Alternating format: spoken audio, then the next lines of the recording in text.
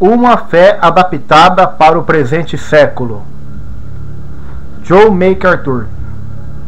Uma mensagem diferente para uma época diferente? O evangelho que deveria ser pregado hoje é o mesmo que Paulo dedicou sua vida a pregar.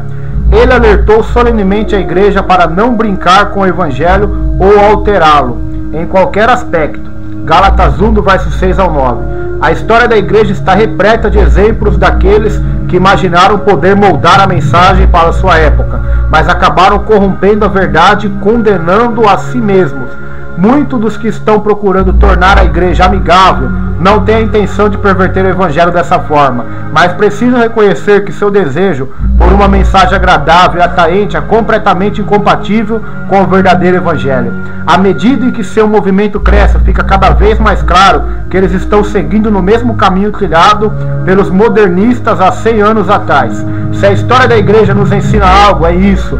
Épocas diferentes e sociedades diferentes não exigem mensagens diferentes. Aqueles que pregam qualquer outra coisa além do evangelho não adulterado estão privados do poder de Deus em seus ministérios. Charles Spurgeon declarou que os modernistas de seus dias estavam tentando inventar uma fé adaptada para o presente século. Talvez devamos dizer para o presente momento. Ele escreveu: a ideia do evangelho progressista parece ter fascinado a muitos. Para nós, essa ideia é uma espécie de híbrido de tolice com blasfêmia. Depois do evangelho ter se mostrado eficaz na salvação eterna de incontáveis multidões, parece tarde para querer mudá-lo.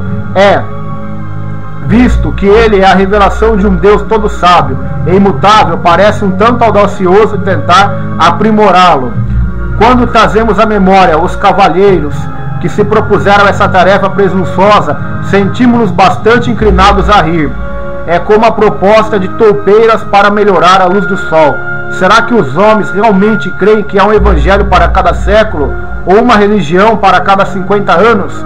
Spurgeon percebeu com muita clareza que aqueles que desejavam ser vistos como relevantes perante um mundo em transformação não poderiam nem continuariam por muito tempo fiéis à imutável palavra de Deus. Ele citou com permissão uma carta escrita por Henry Varley ao editor de um periódico chamado Palavra e Obra. Varley escreveu: a revelação, que é imutável, não é rápida o suficiente para uma época da qual se pode dizer mudança é a sua moda. Torna-se, portanto, cada vez mais necessário manter o padrão das suas palavras e contender diligentemente pela fé que uma vez por todas foi entregue aos santos. Se a mudança era a moda do século XIX, quanto mais isso é verdade para os dias de hoje.